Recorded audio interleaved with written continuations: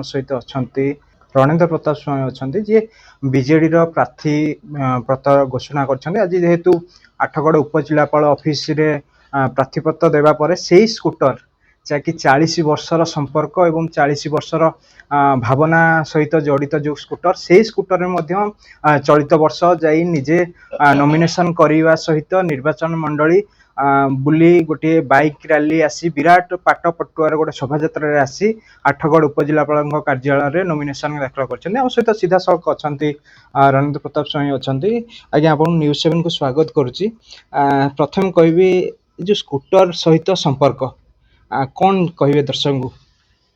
Scooter 40 वर्ष तले छात्र नेता थेला बेले स्कूटर रे बहुत नेता माने अच्छे जो माने बाहर आसुले से राष्ट्रीय दल रे थेलु से स्कूटर रे बहुत नेता बर्तमान जो माने मुख्यमंत्री एवं अन्य होती विभिन्न राज्य रे से स्कूटर में कटक रे बुलीचु एवं राज्यर विभिन्न अंचल में स्कूटर नहीं किना जाइए छात्र नेता थेला बेले आम संगठन कला बेले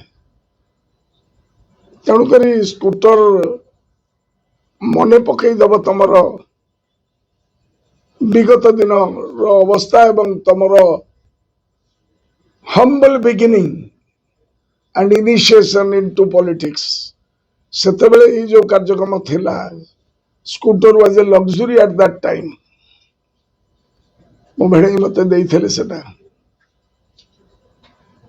से स्कूटर को मन रखी जितेबाला सबुआड़े जाइए केतबेले झड़ी मड़ी वर्षा सब बेले आम बुलूलु आज मुझे साइतिकिना रखी कारण प्रथम निर्वाचन मुझे चढ़ी प्रथम रे नॉमिनेशन करी धवलेश्वर पाखक आसे प्रभु जगन धवलेश्वर आशीर्वाद नहीं स्कूटर आसिक दिए आज बहु लोक थे आप आकलन कौन करेंगे मुझे जाने ना किंतु 90 मसीह से लोक नथिले किंतु मु आसिक देइथिली नॉमिनेशन एवं स्कूटर बुली बुली मुई प्रत्येक गाँ को जाइथिली से रास्ता घाट आज जमती अच्छी सेमती नथिला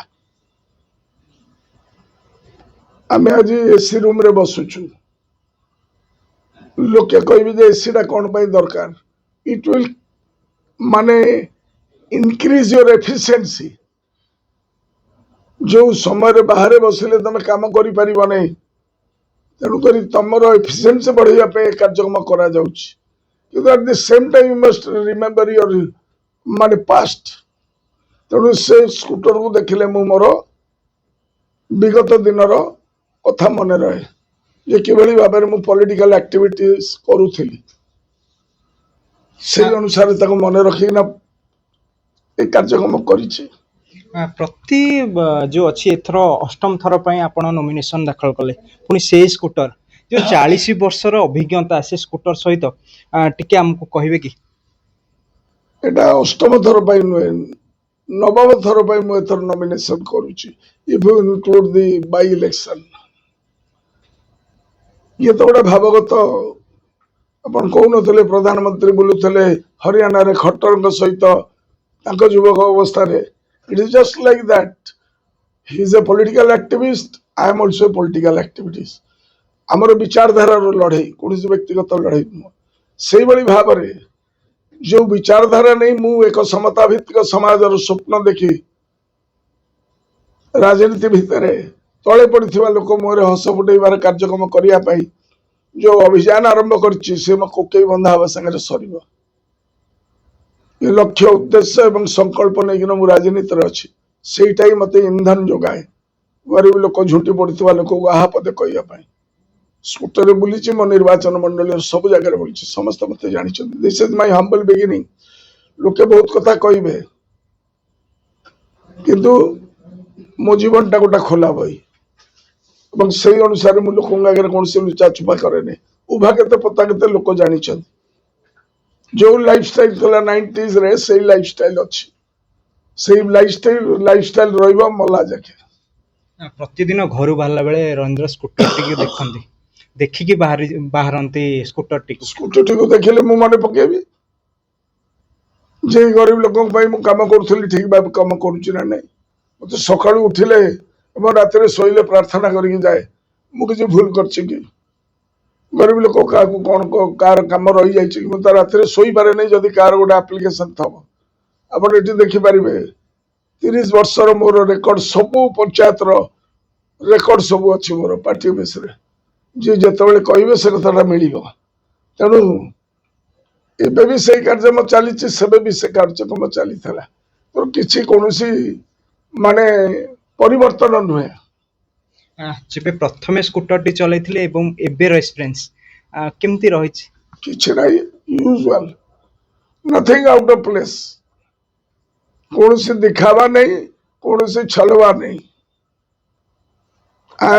ମୁଁ ଗୋଟେ ସାଧାରଣ ମୁଁ ସେବକ, ମୁଁ ନେତା ନୁହେଁ। ଲକି ବୋଲି କହିପାରିବା ରଣେନ୍ଦ୍ର ପାଇଁ ସ୍କୁଟରଟି? ଲକି, ଆପଣ ଯଦି କହୁଛନ୍ତି it is lucky, I am very thankful to you. କାରଣ ଯେ କୌଣସି ଲକି ଜିନିଷଟାକୁ କେବେ ମଣିଷ ଛାଡ଼େନି କି ବୁଲିବାକୁ ଚେଷ୍ଟା କରେନି, ସେମିତି ନେସେସିଟି। ଲକି ଭାଗ୍ୟରେ ମୁଁ ଏତେ ବିଶ୍ୱାସ କରେ ନା। ମୁଁ କର୍ମରେ ବିଶ୍ୱାସ କରେ। କାମ କରିବି, ମୁଁ ଲୋକଙ୍କର କାମ କରେ, ଦୈନନ୍ଦିନ କାମ କରେ। ମୁଁ ସିଜନାଲ ପଲିଟିସିଆନ ନୁହେଁ। ମୁଁ ଦୈନନ୍ଦିନ କାମ କରେ। କଣ ପାଇଁ କାମ କରେ? ମୋ ପାଇଁ ଇଲେକ୍ସନ ଇଜ ନୋ ଇଲେକ୍ସନ। ମୋ ପାଇଁ ସବୁଦିନ ସମାନ ଲୋକଙ୍କର କାମ କରିବା। 10 ଥର ଲୋକର ଗୋଟେ ଚେଷ୍ଟା କରିବି ତା କାମ ପାଇଁ, ତା କାମଟା ଯଦି ନ ହେଇ ପାରିଲା, ସେ କିନ୍ତୁ ବୁଝିକି ଯାଇଥିବ ଯେ ରାଜା ସ୍ୱାଇଁ ମୋ ପାଇଁ କାମ କଲା, ସେ କାମଟା ଫେଲ ହେଇଗଲା, ତାର ହେଇପାରିଲା ନାହିଁ। କିନ୍ତୁ ମୋ ସିନସିୟରିଟି, ମୋ ନିୟତ ଉପରେ ସେ କେବେ ଆଙ୍ଗୁଠି ଦେଖେଇବେନି। ମୁଁ ରାତିରେ ଶୋଇପାରେ ନାହିଁ ଯଦି କୌଣସି କାଗଜ ମୋ ଟେବୁଲ ଉପରେ ରହିଗଲା। ପାର୍ଟି ଅଫିସରେ ଆପଣ ବୁଝି ନେବେ, ମୁଁ ଏମାନଙ୍କୁ ରଖେଇ ଥୋଇ ଦିଏନି। ଯଦି ଗୋଟାଏ ଗରିବ ଲୋକର କାଗଜ, ପାର୍ଟି କରିବି କିନ୍ତୁ କାମ କରିବି। ସମସ୍ତେ ଜାଣିଛନ୍ତି ରଣେନ୍ଦ୍ରଙ୍କର ଗୋଟେ 1414 ବୋଲି ଗୋଟେ ନମ୍ବର ଅଛି, ଯାହାକି ଲକି ନମ୍ବର ବୋଲି ସବୁ ଗାଡ଼ିରେ ସେଇ ନମ୍ବର ବ୍ୟବହାର କରାଯାଏ। ମୋ ପାଇଁ ଲକି ଅନଲକି କିଛି ନାହିଁ, ସବୁ ସମାନ ଅଛି। ଶୁଣୁଥିଲେ ନିଶ୍ଚିତ ଭାବରେ ବହୁତ କିଛି ଏକ୍ସପିରିଏନ୍ସ, ଯାହାକି ଅଭିଜ୍ଞତା ଅଛି, ଯାହାକି ସ୍କୁଟରକୁ ନେଇକି ତାଙ୍କର କିଣିବା ସମୟରୁ ଆଜି ପର୍ଯ୍ୟନ୍ତ ବହୁତ କିଛି ଜିନିଷ ବଖାଣିଲେ ଏବଂ ଆମ ସହିତ ସେୟାର ମଧ୍ୟ କଲେ। ଆଠଗଡ଼ରୁ ବିରୁପାକ୍ଷା ପ୍ରଧାନ, ନ୍ୟୁଜ୍ 7।